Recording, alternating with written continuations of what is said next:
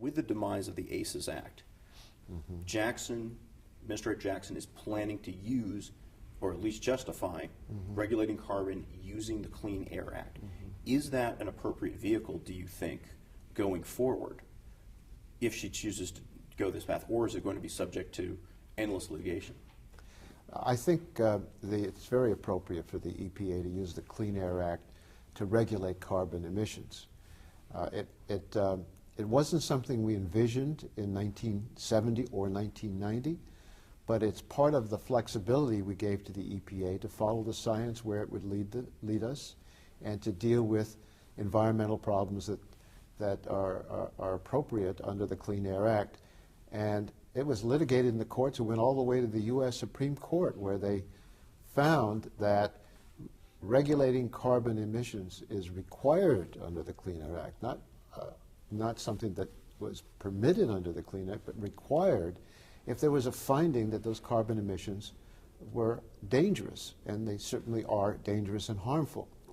Now, I was concerned at first how EPA would handle its regulation, but now that they've given us their guidance as to what regulation they were going to impose, I think it's really quite appropriate and very much in sync with using the Act in a way that would help us accomplish these goals. For example, they're not going into small sources, but the major sources, telling them what they need to do to reduce the emissions. They're regulating the motor vehicle and requiring more fuel efficiency in motor vehicles so that we can reduce the amount of carbon emissions. So I think the EPA action is what we need at this time.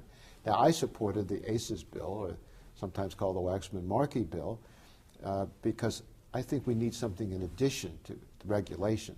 I think we need to give industry the incentive and the certainty of the rules and the incentive under those rules to think of new ways to make investments to reduce air pollution and carbon emissions even greater than we could do from Washington.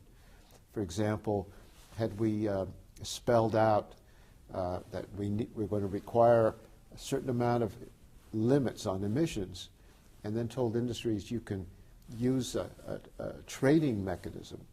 If you can't achieve it, you could buy the permits from others. This would have led us to the most cost-effective way, the least harmful to the economy in achieving the goals of staying within that cap. And giving a price to carbon gives market incentives for industry to devote its own resources to research and development of the new technologies that would help our economy and also allow us to achieve those reductions in a faster and least costly way. Last question. Colleague yours, Senator Joe Manchin, or now Senator Joe Manchin, literally rode to power by filming an ad, or airing an ad, showing him shooting a hole through cap and trade bill, ostensibly Waxman-Markey. Going forward, what do you think the climate argument is going to be in the House and Senate, and is there going to be anything that can be reach a compromise, perhaps involving the Clean Air Act going forward, that gets kind of close to your goals, and that could be amenable to the John Dingles and the Joe Manchins of the world? Well, John Dingell supported our legislation in the House, and we hoped... He didn't like it, but... Well, I don't know if he'd say that to you. Right. He supported it and recognized that we had not just environmentalists, but environmentalists and industry supporting the legislation. It was based on a coalition of major industries in this country and their CEOs who met with the environmental CEOs and came up with the whole system upon which we adapted our legislation. You can't get legislation through just with environmental support. It has got to have the support of major industries. And major industries looked at it as a way for them to have certainty what the rules were going to be and economic incentives for them to do the right thing for the environment, because it would be doing the right thing for their shareholders.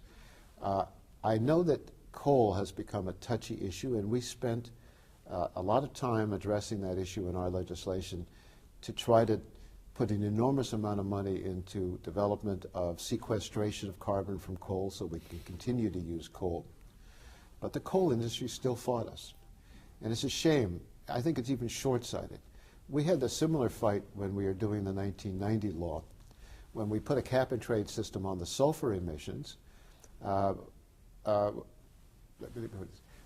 before we put the cap-and-trade system in place on the sulfur emissions, we had proposed a fee on all utilities around the country to help the Midwest pay for the scrubbers that would allow them to use the coal, particularly the high sulfur coal, and reduce those sulfur emissions. They said no, they didn't want it. They didn't want to change anything. Then when we adopted the cap-and-trade idea in the 1990 law, we didn't have a subsidy for the Midwest. And what happened? High sulfur coal lost out.